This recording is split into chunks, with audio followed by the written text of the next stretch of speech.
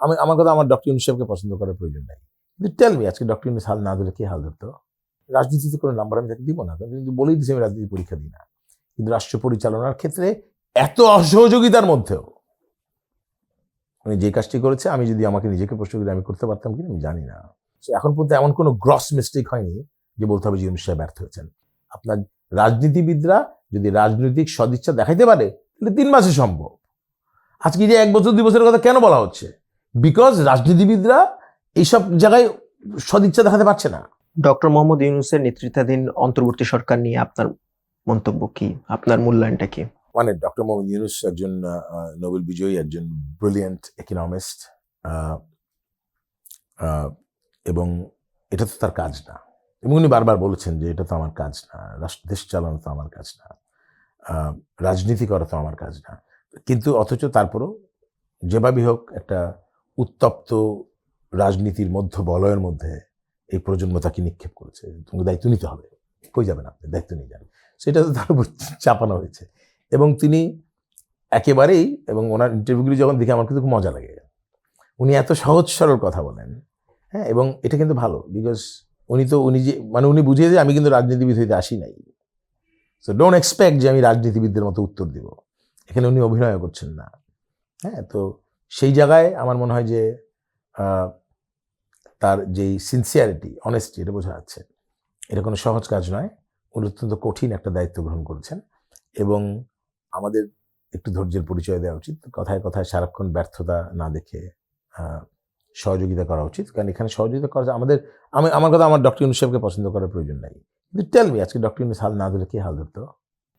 অবস্থাটা কি হইতো? সো এমন কিছু সময় জাতির জীবনে আসে যখন আপনি পছন্দ না ধরেন একটা আপনি কঠিন আওয়ামী লীগের লোক, আপনি কঠিন বিএনপির লোক, হ্যাঁ, বদরুদ্দোজা চৌধুরীকে পছন্দ করেন না, কিন্তু কঠিন রোগ নিয়ে আপনি ডাক্তার সাহেবের কাছে আসেন, বিচুদি সাহেব যার কোনো ডাক্তার নাই, আপনার কোনো উপায় আছে তারা ভরসা না করে? এখন ডক্টর ইউনূস এই মুহূর্তে আমাদের হাল না ধরলে আমি মনে করি আমাদের এই যে বিপ্লবের স্বপ্ন, এতগুলো মানুষের জীবন দেয়া, এই সব কিছু ব্যর্থ হয়ে যেত। মূল্যায়ন যদি নাম্বার দিতে বলেন, কত নম্বর দিব রাষ্ট্র পরিচালনায়? রাজনীতিতে কোনো নাম্বার আমি তাকে দিব না, কিন্তু বলেই দিচ্ছি আমি রাজনীতি পরীক্ষা দিই না। কিন্তু রাষ্ট্র পরিচালনার ক্ষেত্রে এত অসহযোগিতার মধ্যেও উনি যে কাজটি করেছে, আমি যদি আমাকে নিজেকে প্রশ্ন করি আমি করতে পারতাম কিনা আমি জানি না। 84 বছর বসে যে স্ট্রেস ওনাকে নিতে হচ্ছে, ওনার পারিবারিক জীবন, ওনার স্ত্রী অসুস্থ, তার দেখাশোনা করতে হইতো, সেটা এখনো করে। এই কাজগুলি যিনি কীভাবে ম্যানেজ করছে, ইটস ভেরি ডিফিকাল্ট জব। এখন পর্যন্ত এমন কোনো গ্রস মিস্টেক হয়নি যে বলতে হবে যে ইউনূস সাহেব ব্যর্থ হয়েছেন। কতদিনের মধ্যে নির্বাচন হওয়া উচিত বলে, যৌক্তিক সময় কতটুকু বলে মনে করছেন? আই ডোন্ট নো, এটা নির্ভর করে। হ্যাঁ, যৌক্তিক সময় কতদিন হওয়া উচিত? 3 মাসে হওয়া উচিত। সম্ভব সেটা? 1000 বার সম্ভব, 3 মাসে সম্ভব। সেটা যদি সম্ভব না হয় তার দায়টা কার আপনাকে বুঝতে হবে।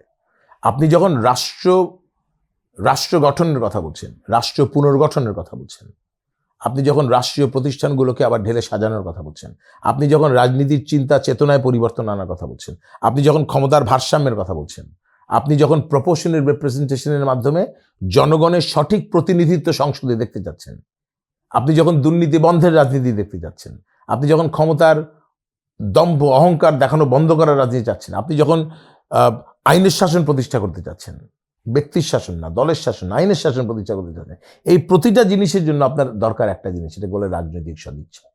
আপনার রাজনীতিবিদরা যদি রাজনৈতিক সদিচ্ছা দেখাইতে পারে তাহলে 3 মাসে সম্ভব। আজকে যে 1 বছর 2 বছরের কথা কেন বলা হচ্ছে?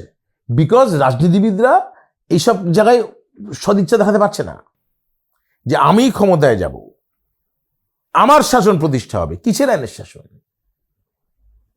কিসের গণতন্ত্র?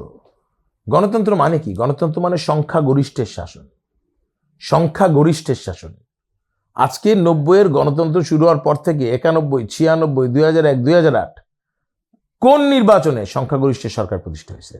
সংস্কার আগে না নির্বাচন আগে একটি আলোচনা চলছে। বিএনপি একদিকে এক ধরনের কথা বলছে, বৈষম্য বিরোধী ছাত্র আন্দোলন একরকম বলছে, অন্তর্বর্তী সরকার আবার বলছে যে সংস্কার আগে জরুরি। আপনার কাছে কি মনে হয়? আমার কাছে, আমি এটাকে বলি যে একটা হচ্ছে গিয়ে, একটাকে বলে গন্তব্য, একটা হচ্ছে পথ। দুই জিনিস।